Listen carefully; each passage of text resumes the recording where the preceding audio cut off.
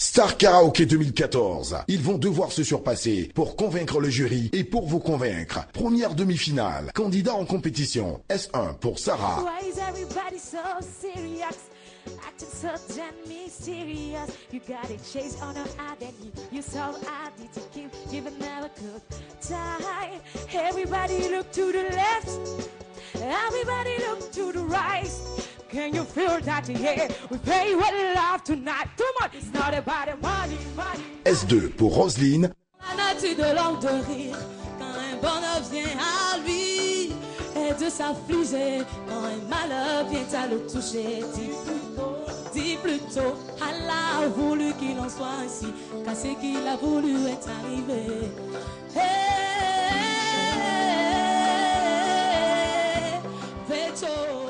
S3 pour Marie-Pierre.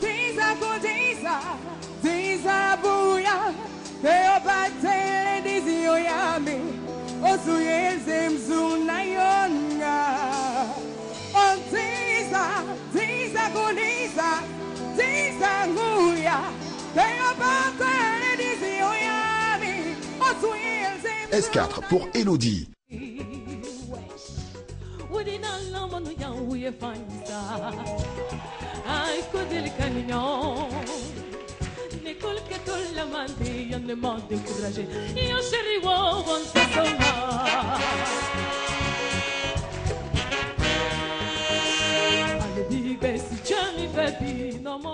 Votez dès à présent pour votre candidate préférée en envoyant par SMS la lettre S suivie de son numéro S1, S2, S3 ou S4 au 98 089 à partir d'un numéro MTN. Ismaël Isaac sera de la partie.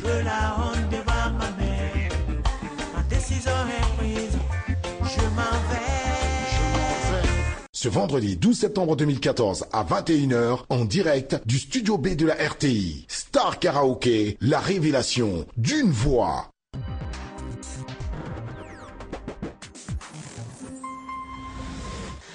On peut savoir où tu étais passé?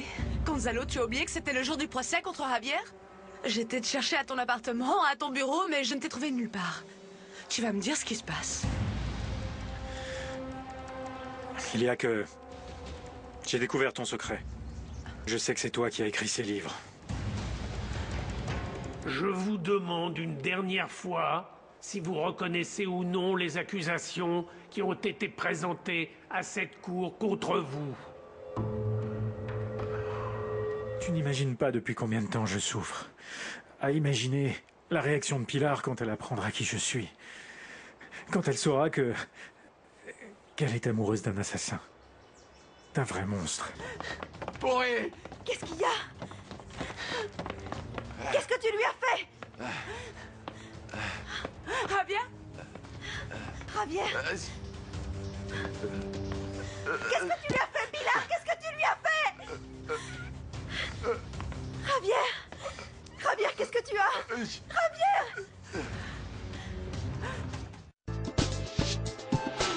La maison d'à côté, du lundi au vendredi à 13h35 sur RTI 1.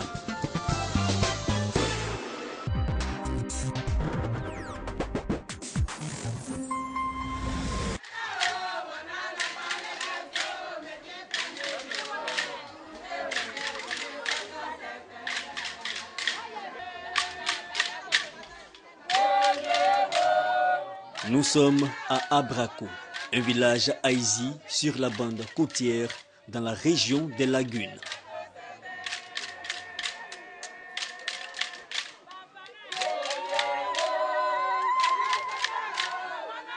Deux moyens de transport s'offrent aux visiteurs pour se rendre à Abraco, par voie terrestre ou par voie lagunaire. Si la voie terrestre semble très difficile à emprunter du fait de l'état très défectueux des routes menant à la plupart de tous les villages depuis l'autoroute du sud-ouest, la voie lagunaire offre par contre une expérience unique de voyage pittoresque et romantique.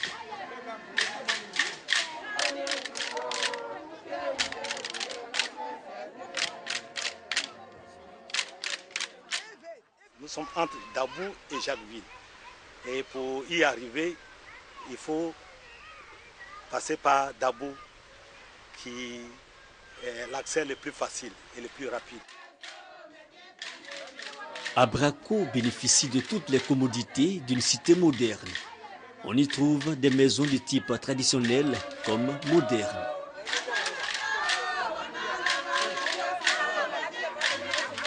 Ce qui est surtout frappant, c'est l'organisation architecturale du village qui obéit à un schéma directeur bien précis.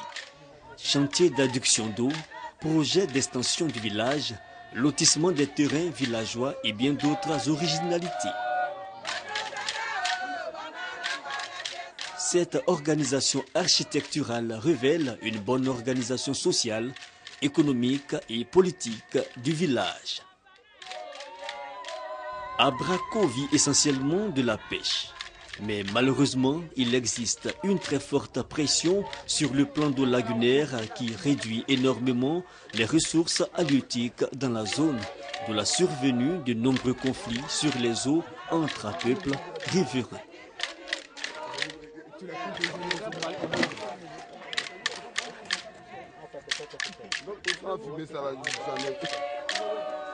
Les Aïzis font partie, comme tous les peuples lagunaires, du sud des Akans lagunaires.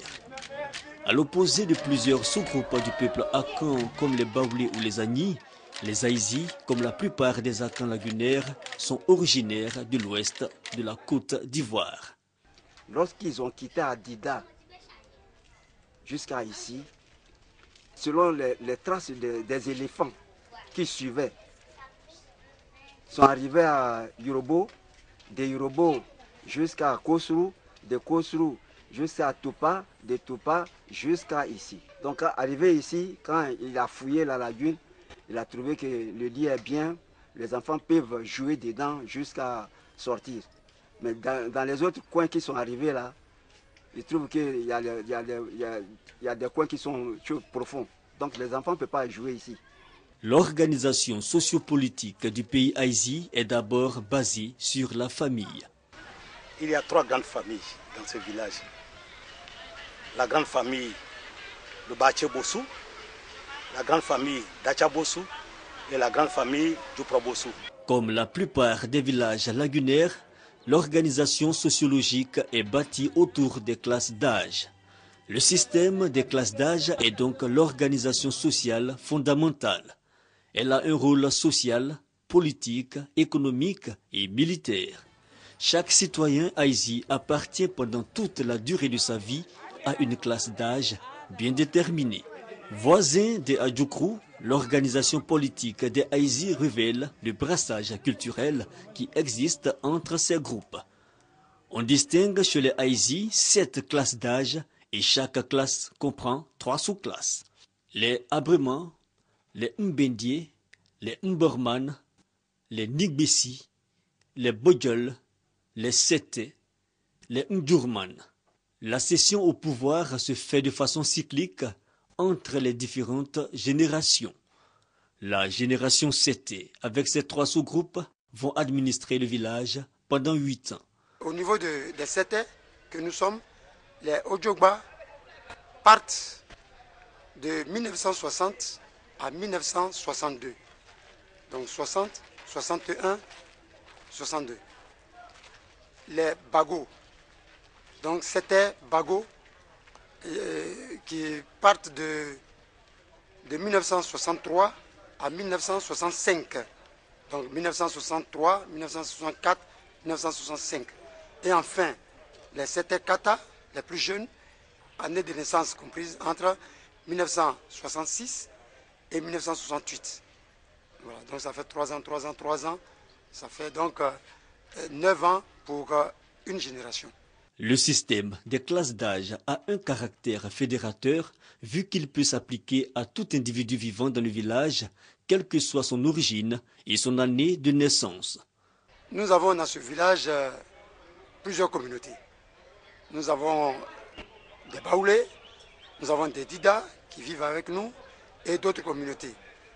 Alors, ces communautés-là sont parfaitement intégrées.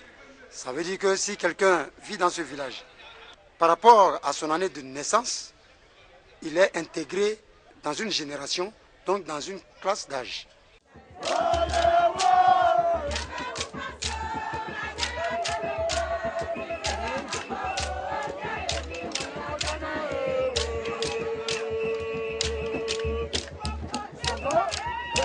Nous sommes à la veille de la fête en l'honneur des Sete, les nouveaux régents du village.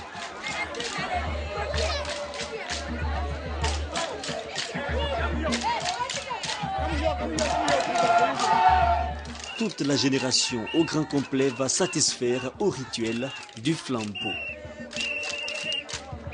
Les flammes sont supposées consumer toutes sortes de malédictions visant le village. La procession se déroule dans l'artère principale du village qui sera empruntée le lendemain par les mêmes individus présents.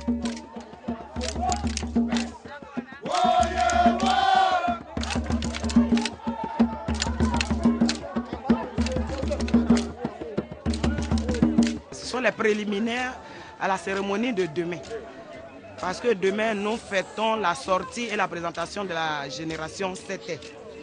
La génération 7 a reçu le flambeau pour gérer les affaires courantes du village, c'est-à-dire assurer la police villageoise. Et cela ne regarde que les hommes. Mais nous, les femmes, nous devons d'accompagner nos hommes, ceux de la génération.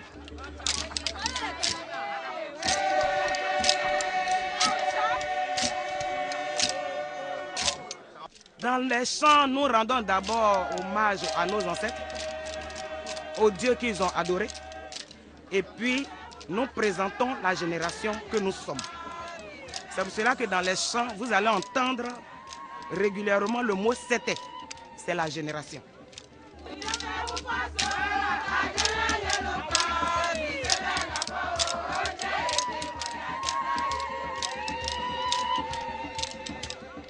Avant, lorsque nous étions chez les Dida, nos ancêtres étaient chez les Dida,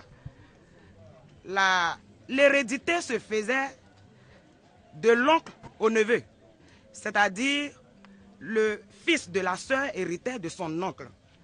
Et par rapport à cela, le patriarche, celui qui conduisait la délégation, celui qui conduisait la population, a demandé à sa sœur de lui remettre son enfant parce que les génies demandaient un enfant pour pouvoir permettre à la population de passer.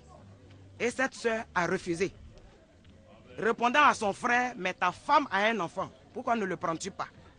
Alors, notre aïeul s'est tourné vers sa femme et il a pris son fils, qu'il a offert en sacrifice au génie des eaux. Et il s'est formé un pont qui a permis à la population de passer. C'est ainsi que lorsqu'ils se sont installés ici, le patriarche Adjang a dit, à partir de maintenant, l'héritier d'un père, ce sera son fils. À Abrako, le fils hérite de son père et non le neveu.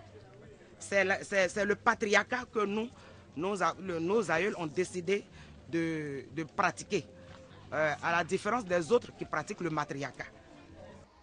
Jour de sortie, jour de fête, jour de gloire pour la génération 7.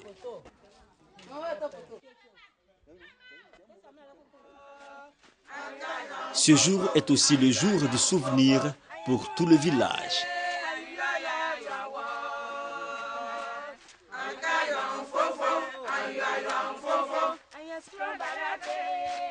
C'est en effet à cette occasion que les populations découvrent un autre pan du passé collectif de la communauté.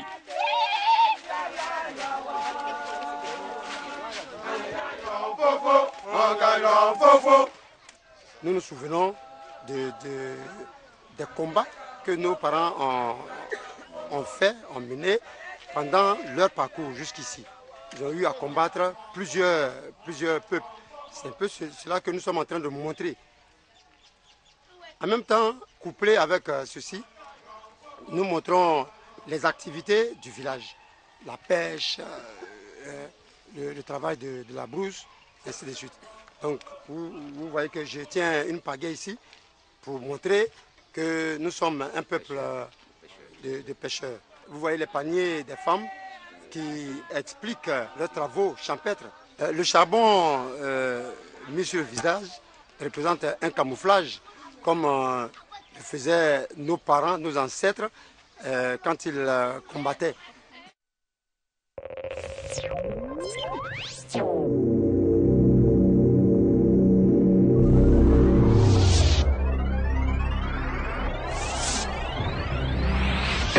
Visite d'État du président de la République dans la région de Lifou. Population de Daokro, Mbayakro et de Prikro. Du 14 au 17 septembre 2014, le président de la République, son Excellence Alassane Ouattara, nous rend visite. Mobilisons-nous pour faire de cet événement historique une fête inoubliable.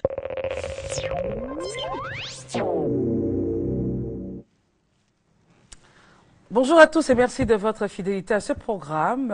Tout de suite, nous allons entamer notre sujet, l'un de nos sujets du jour. Je suis Christelle Meledj et c'est Judith Assoumou qui réalise donc ce temps d'antenne.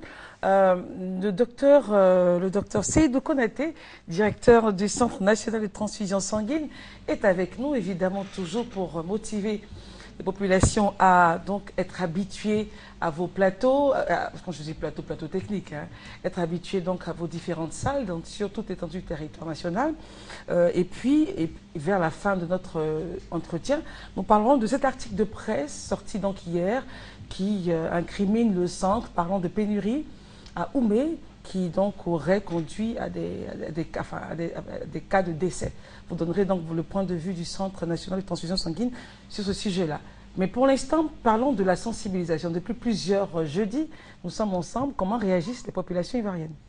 Merci. Eh bien, je dois féliciter les populations parce qu'elles ont entendu notre cri de cœur. Les populations ont commencé à comprendre l'importance du don de sang. Elles viennent nous voir. Celles qui peuvent donner le sang donnent le sang. Mais ce n'est pas encore suffisant. Il faut continuer encore, n'est-ce pas, cette sensibilisation. On attend 200 000 poches. Voilà. Ce n'est pas encore suffisant. Donc, nous les exhortons à continuer, n'est-ce pas, cet acte de générosité-là. Parce que, comme je l'ai dit tantôt, le sang se trouve dans nos veines. Le sang se trouve dans le corps de chacun de nous. Et c'est chacun de nous qui peut contribuer, n'est-ce pas, à faire en sorte que la Côte d'Ivoire soit autosuffisante en produits sanguins. Donc vous continuez donc la sensibilisation, oui, pour qu'on puisse atteindre ces 200 000 poches de sang qui pourraient nous éviter des pénuries.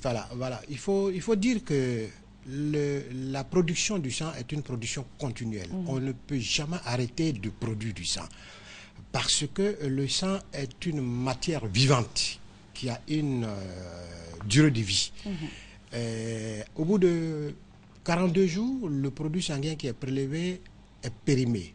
Donc, vous êtes obligé de faire des stocks, mais ne pas faire de stocks trop importants, sinon vous allez gaspiller parce que le sang va se périmer. Il faut faire des stocks en fonction des besoins, en fonction des demandes. C'est pour cela qu'on demande aux donneurs de sang d'être fidèles à leur centre de transfusion sanguine.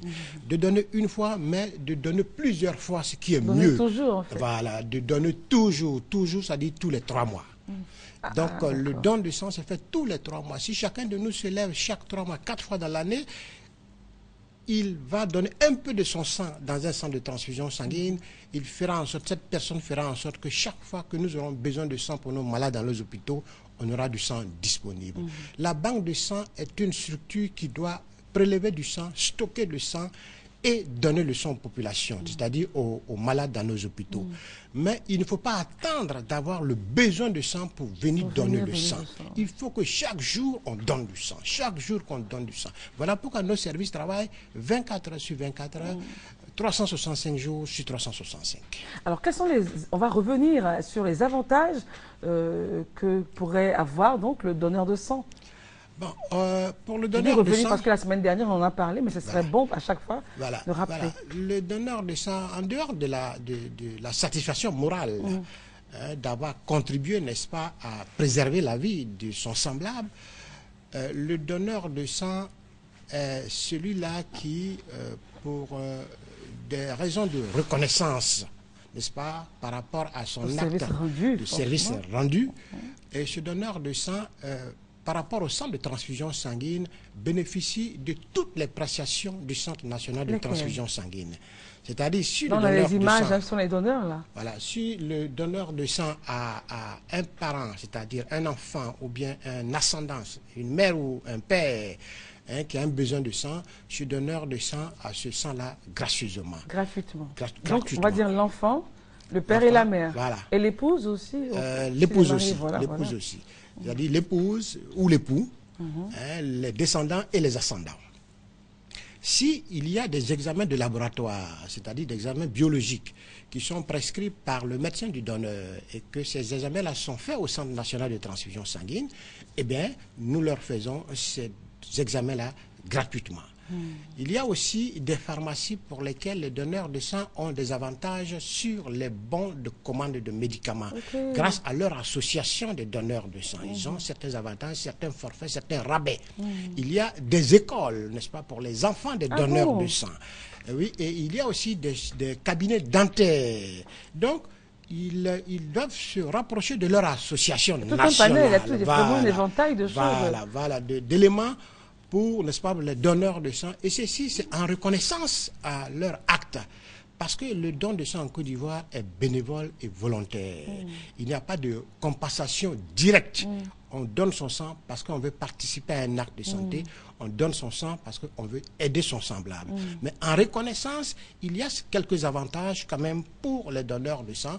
Et ces donneurs de sang-là peuvent avoir la liste de tous ces avantages au sein de leur association, qui est l'Union nationale des donneurs de sang de Côte d'Ivoire. Dès que quelqu'un vient donner son sang, il rejoint automatiquement l'association, c'est cela? Voilà, ce qui est important, rejoindre une nation n'est pas obligatoire. C'est avantageux. Voilà, c'est avantageux. Voilà pourquoi on les exhorte n'est-ce pas, d'adhérer, n'est-ce pas, à l'Union nationale des donneurs de sang, parce que plus il y a de membres, plus cette association sera forte, plus elle sera écoutée, n'est-ce pas, par les mécènes. Alors, donc, gratuité au niveau des produits sanguins pour vous, votre époux, épouse, vos parents, enfin, père et mère. Père et mère. Les cousins, cousines, oncles, non. Voilà, on se limite aux ascendants, aux descendants et aux époux, parce que vous savez que la famille africaine est très grande. C'est clair.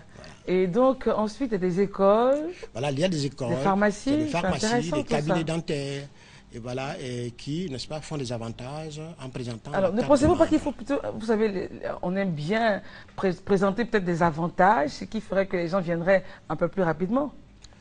Oui, comme je le dis, c'est un acte volontaire, c'est un acte altruiste. Mais qui est avantageux. Voilà, qui est avantageux. On ne va pas donner son sang parce qu'on attend quelque chose en retour. Non, on va donner son sang parce qu'on se dit, ce sang-là peut nous être utile demain.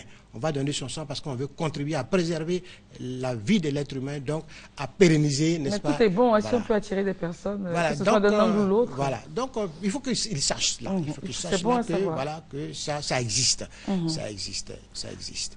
Mais surtout, ce qui est important, c'est qu'il faut que les Ivoiriens, en dehors de ces avantages-là, qui sont minimes, je dirais, par rapport à l'acte qu'ils vont poser, par rapport à la vie qu'ils vont permettre de préserver ou permettre de sauver, eh bien, ça, c'est un plus gros avantage parce que c'est l'avantage de l'être humain, de l'humanité tout entière. Parlons des centres qui sont donc disséminés, hormis Abidjan, à l'intérieur du pays. Alors, vous savez qu'au départ, on nous a accusés du fait qu'on n'avait pas d'antennes réparties sur l'ensemble du territoire. Voilà pourquoi on n'avait pas suffisamment de sang. Aujourd'hui, il faut dire que depuis 5 ans, les centres se sont multipliés. Les centres se sont multipliés. Nous avons plusieurs centres à l'intérieur du pays. Très bientôt... Il y aura une inauguration bientôt. Voilà, très bientôt. Il y a un centre qui sera inauguré, n'est-ce pas, à Daoukro. À Daoukro. Et après Daoukro, ce sera peut-être Séguéla, et puis après Séguéla, peut-être Odiéné. Pourquoi peut-être, monsieur le directeur, du centre, rassurez-nous? Oui, parce que c'est des bâtisses qui sont déjà terminées. On attend seulement d'affecter du personnel et ça va partir. Et donc, les populations de Daoukro seront satisfaites. Elles ont peut-être commencé déjà à donner du sang, parce que depuis lundi, on m'a dit que les populations ont commencé à attaquer leur centre de transfusion sanguine. Et bien, les populations de Bongouani qui sont à côté ont déjà leur centre, à faire qu'ils ont déjà leur centre. Pour vous dire que l'État de Côte d'Ivoire est en train de mettre à disposition des infrastructures pour que les populations aient ces infrastructures-là auprès d'elles. Et qu'elles ne manquent pas de sang. Qu'elles ne manquent pas de sang. Mais cela ne suffit pas. Cela ne suffit pas. À beau mettre d'infrastructures partout sur toute l'étendue du territoire, si les Ivoiriens ne vont pas, n'est-ce pas, fréquenter ces infrastructures-là, le problème va toujours exister. C'est pour cela qu'on dit un centre de transfusion sanguine, ce n'est pas fait pour le docteur Konaté et ses collaborateurs, c'est fait pour la population. C'est cette population-là qui vient déposer son sang et quand elle en a besoin, nous assurons que ce sang est bon et on leur remet leur sang. Et cette population souvent vous tire à boulet rouge sur vous lorsqu'il y a pénurie de sang, principalement ce qui du moins serait passé à Oumé. Oui, c'est toujours dommage. Avez-vous la véracité des faits? Il est toujours regrettable, n'est-ce pas, d'apprendre qu'il y a un décès, n'est-ce pas, pour telle ou telle cause. Pour nous, les hommes de santé, notre travail, c'est de faire en sorte de reculer, n'est-ce pas, la fatalité le plus loin possible pour préserver la vie. Et chaque fois qu'il y a un décès, eh bien, nous sommes interpellés. Cela nous peine énormément. Et donc, pour ce qui s'est passé à Oumé, eh bien, je suis vraiment peiné d'apprendre cela, mais malheureusement cela est arrivé. Cela est arrivé, il y a eu décès parce qu'il n'y a pas eu suffisamment de sang. Mais il n'y a pas eu suffisamment de sang parce qu'il n'y a pas eu suffisamment de dons de sang. C'est ce que nous disons toujours. Il faut que nous donnions du sang parce que le sang ne se synthétise pas, le sang ne se fabrique pas. C'est nous-mêmes qui devons contribuer, n'est-ce pas? Message, selon vous, ce message est-il difficile à faire passer? Parce que dès qu'il y a un manque de sang, automatiquement, on vous accuse alors qu'il faut bien qu'il y ait des donneurs. Voilà, c'est ce que vous nous dites. Voilà, il faut que ce soit un comportement de tous les jours. Il faut que quand on se lève pour aller au travail, quand on se lève le matin, on dit on prend son petit déjeuner, on doit penser aussi à donner son sang. Parce que c'est un phénomène réel. Il ne faut pas attendre d'être dans le cas, d'avoir un cas d'anémie pour dire il n'y a pas de sang, ou pour dire on va essayer de donner du sang. Non, le don de sang doit être le comportement de tout citoyen, n'est-ce pas, qui veut préserver sa propre vie. Parce que c'est un produit, c'est l'un des rares produits qu'on ne peut pas fabriquer. Le sang est dans l'être humain, dans le corps de l'être humain. C'est ce qu'on explique aux populations. Nous sommes en train de chercher, c'est vrai, scientifiquement, de chercher à mettre en place des produits sanguins, n'est-ce pas, par clonage. Mais c'est pas d'aujourd'hui. C'est pas d'aujourd'hui. Aujourd'hui, le sang doit être produit, doit être donné par nous-mêmes. Et c'est pour cela que le gouvernement fait des efforts pour implanter les structures de transfusion sanguine un peu partout. Pas seulement pour dire on va donner du sang aux populations, mais pour donner du sang, il faut d'abord recueillir le sang. C'est pour cela qu'on leur demande, quand il y a une structure de transfusion sanguine, ou bien quand il y a une équipe de collecte mobile de sang qui arrive dans leur localité, il faut qu'ils prennent d'assaut, n'est-ce pas, ces structures, ou bien ces équipes-là. Parce qu'en donnant son sang, on préserve sa propre vie. Parce qu'on ne sait jamais. Pour mieux comprendre ce qui s'est passé à Oumé, puisque c'est un peu l'actualité au niveau de la transfusion sanguine, il n'y a pas eu suffisamment de sang, donc pas suffisamment de donneurs. Voilà, ce qui s'est passé à Oumé, il faut dire que le manque de sang, la transfusion sanguine, on ne transfuse pas n'importe comment. On ne transfuse pas n'importe comment. Le produit sanguin est un produit rare. C'est pour cela qu'il faut le gérer avec beaucoup de parcimonie. Il faut les indications bien précises. Il ne faut pas gaspiller le sang.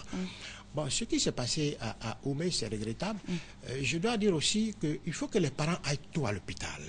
Parce qu'une anémie n'est pas brutale. Racontez-nous les faits. Qu'est-ce qui s'est passé concrètement? Bon, je ne pourrais pas vous dire exactement ce qui s'est passé parce qu'on n'a pas encore le retour de l'inspection. Mais quand on aura c'est ce que les journalistes vous avez eu vent, selon la presse, que des personnes, par manque de sang, auraient trouvé la mort. Mais ce que j'ai dit, c'est regrettable. Des personnes. Voilà, que 2 ou 3 personnes auraient trouvé la mort. Ce que nous avons entendu. Et c'est tout à fait regrettable. Mais ici, on va aller en profondeur pour voir ce qui s'est passé exactement. Mais au-delà de cette enquête même, c'est-à-dire il faut que nous arrivions à éviter ces cas-là. À éviter ces cas-là. Et c'est la contribution de tous. C'est ensemble. C'est ce que je veux faire comprendre aux populations. Ensemble, on ne peut pas dire il n'y a pas de sang à la banque de sang quand on ne vient pas déposer du sang à la banque de sang. Il faut participer. Puis il y a des parents des malades à qui on dit, quand ils viennent chercher le sang, vous êtes venus à 4, 5, 6 personnes pour une poche de sang. Mais il y a parmi vous, certains peuvent donner du sang. On nous répond, ben, on n'est pas venu pour donner, on est venu pour chercher. On dit non, il faut donner aussi, parce que ce que vous prenez a été donné par quelqu'un d'autre. Et essayez de contribuer aussi en mettant à la place quelque chose. Et ça passe pas chez les populations? Et ça passe difficilement, ça passe difficilement. Sur 100 personnes qui arrivent, par exemple, chercher du sang, vous avez peut-être 10 après sensibilisation qui donnent du sang. Il y a des freins encore qui existent, il y a quelques freins qui existent, mais je crois qu'il faut les lever. Il faut les lever. Surtout la crainte, n'est-ce pas, du dépistage.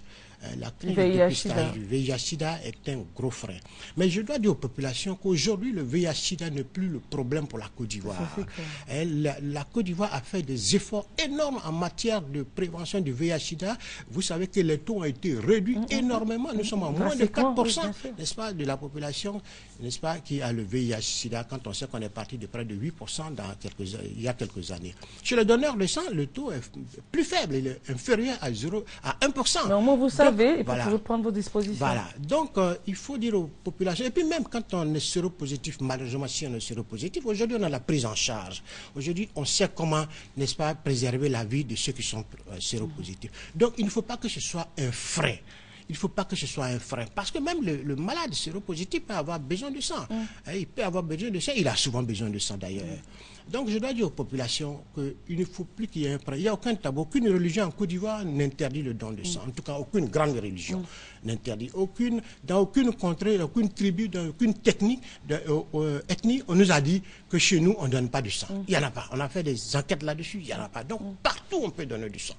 Il faut qu'on vienne donner du sang, il faut qu'on se mette ensemble, il faut qu'on soit solidaires, il faut que nous soyons, n'est-ce pas, généreux les uns envers les autres, parce que sinon, nous ne pouvons pas relever ce défi-là.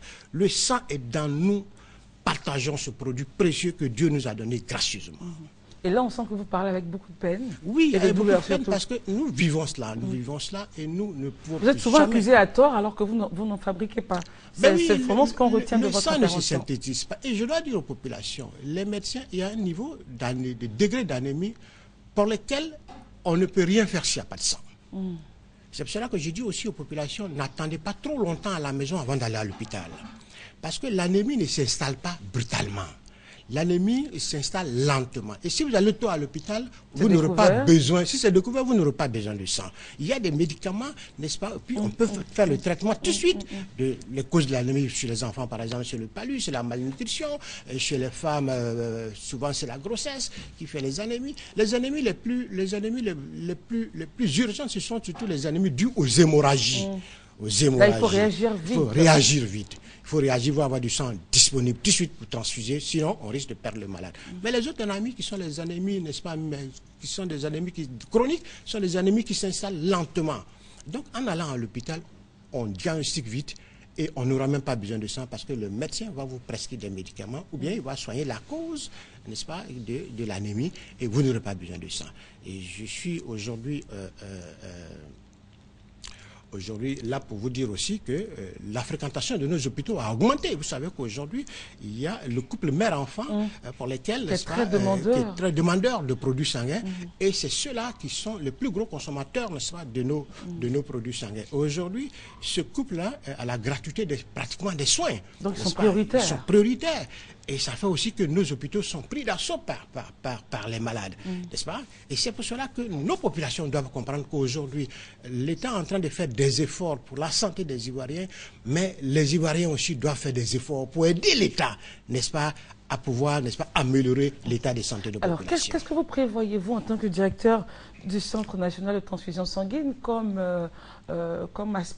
chose pour booster votre communication et faire en sorte que ce soit un réflexe pour tout Ivoirien ou toute personne vivant en Côte d'Ivoire, surtout principalement à l'intérieur du pays? Alors, ce sont les leaders, les leaders d'opinion, les leaders communautaires, les associations, les chefs d'entreprise. Vous les rencontrez? Oui, nous allons travailler avec les entreprises, nous travaillons avec les écoles. Mais il faut que ces leaders-là s'impliquent. Par exemple, quand vous allez dans une entreprise, quand le chef d'entreprise ne veut pas que vous rentrez, vous n'aurez jamais de donneur de sang parce que l'ouvrier qui est là... Il y en a qui refusent. Bien sûr, il y en a qui n'ont pas le temps, qui disent que l'ouvrier, il y a la rentabilité, l'ouvrier va s'absenter pendant 20-30 minutes, c'est une rentabilité qui s'en va. Mais il faut participer, n'est-ce pas? Il faut participer, c'est un acte social. Je crois que dans toute entreprise, il y a des actes sociaux, n'est-ce pas, qu'ils posent. Mais il y a, au-delà de cela, on a des associations de donneurs de sang, on a des clubs de donneurs de sang. Il faut que ces clubs-là aussi se disent qu'ils ont donné une fois dans l'année, 2 fois c'est bon, mais ils peuvent donner jusqu'à 4 fois dans l'année. Et au niveau de la communication, la publicité, la télévision, radio, voilà. Bon, qu'est-ce qui est fait? Pour la télé, nous sommes en partenariat. Vous savez que la publicité n'est pas gracieuse, malheureusement. Je savais que vous allez parler de ça. Voilà, elle n'est pas gracieuse, malheureusement. Et là encore, je reviens vers les hommes de presse. C'est bien de nous aider, c'est bien de nous aider. C'est bien aussi de nous critiquer, comme on le fait souvent. Parce que c'est quand ça ne va pas, on voit les lumières de la presse. Mais aidez-nous aussi, parce qu'en nous aidant, ces lumières-là ne vont pas s'éteindre. Au contraire, elles vont bien s'allumer parce qu'on aura toujours Vous les convoquez, vous leur donnez, vous leur dites un peu votre vision. Oui, vous savez que chaque année, on a une grande cérémonie, n'est-ce pas, pour le donneur de sang. Chaque année. Chaque année. Le 14 juin. Je parle vraiment d'une communication au taquet, vraiment être proche des populations, de tourner à l'intérieur, sensibiliser. Parce que comme vous dites, ils ne vous font pas cadeau lorsqu'il y a souci. Oui, mais on ne peut pas s'en passer, on ne peut pas se passer de la presse, on peut pas se passer de la presse. La presse, c'est le partenaire qu'il faut, c'est un partenaire qui dit la vérité, c'est qui dit la vérité, mais on leur demande de nous aider. D'accord. De nous aider, voilà. Merci beaucoup, docteur Seydou Konaté. Vous êtes le directeur du Centre national de transfusion sanguine. C'était encore pour sensibiliser les populations et puis faire de la lumière sur l'affaire Doumé, voilà. C'est ça. En attendant, vous avez dit les enquêtes sont en cours, mais vous sensibilisez à ce que toutes les populations donnent de leur sang, parce qu'on n'en fabrique pas, c'est l'être humain qui en donne. Ce sont vos propos. Voilà. Merci en tout cas d'être venu. Excellente journée de jeudi à vous. Merci beaucoup. Nous nous retrouvons dans quelques instants, juste après ceci.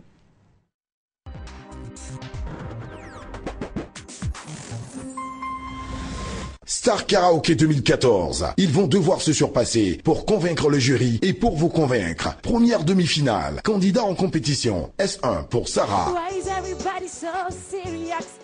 Acting so damn mysterious. You got it chased on her identity. You saw identity keep giving never could die. Everybody look to the left. Everybody look to the right. Can you feel that the air? We pay with love tonight. Too much. It's not about the money. S2 pour Roselyne. La nature de l'homme de rire quand un bonheur vient à lui et de s'affliger quand un malheur vient à le toucher.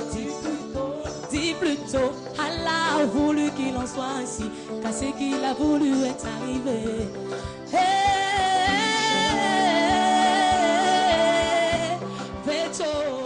S3 pour Marie-Pierre.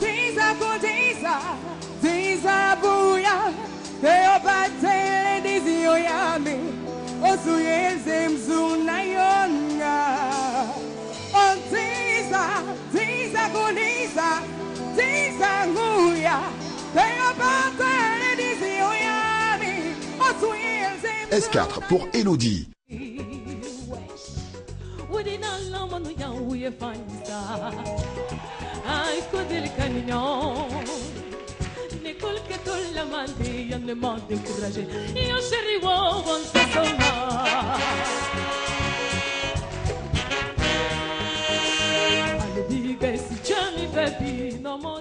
Votez dès à présent pour votre candidate préférée en envoyant par SMS la lettre S suivie de son numéro S1, S2, S3 ou S4 au 98 089 à partir d'un numéro MTN. Ismaël Isaac sera de la partie.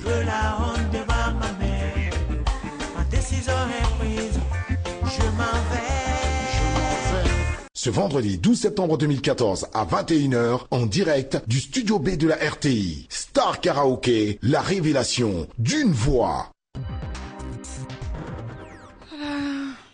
Alors, nous en avons terminé avec le docteur Seydou Konaté, directeur du Centre national de transfusion sanguine. Il est temps maintenant pour nous de prendre langue avec notre habitué des jeudis, M. Koufoy-Gouliba. J'ai beaucoup de plaisir à vous revoir ce matin.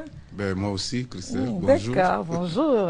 Alors, M. Koufoy, vous êtes le vice-président de l'Ordre des architectes de Côte d'Ivoire, architecte en chef, spécialisé en habitat rural et urbain dans les pays en voie de développement. Et le sujet du jour, les petits aménagements sur la ville pour la qualité urbaine, le cas d'Abidjan. Et principalement, nous commençons par l'indication des panneaux. On ne se retrouve pas bien à Abidjan. Enfin, oui, à Abidjan. Ben, vraiment, c'est pas que c'est le cas à l'intérieur.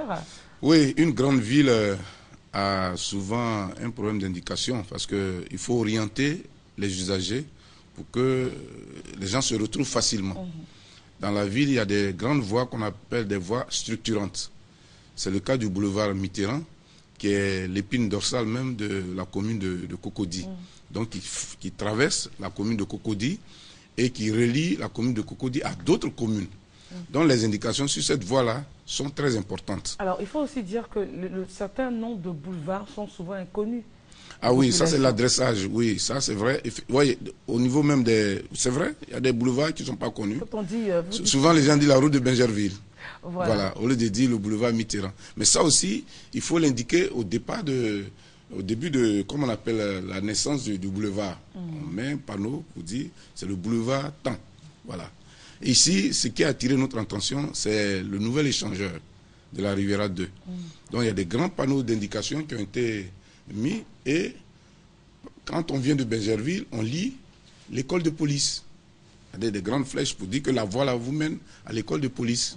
Et nous nous sommes interrogés, mais est-ce que l'école de police est un facteur aussi déterminant dans la structuration de Cocody? Qu'est-ce qu'il faut faire à ce moment-là? Mais on nous sommes dit, mais on pouvait dire autre chose. Voilà, on pouvait dire par exemple, au lieu de, si on veut s'arrêter à ce niveau-là, on peut indiquer l'université Félix Houphouët-Boigny, qui est un grand point d'attraction. Et mieux, on peut même indiquer le CHU.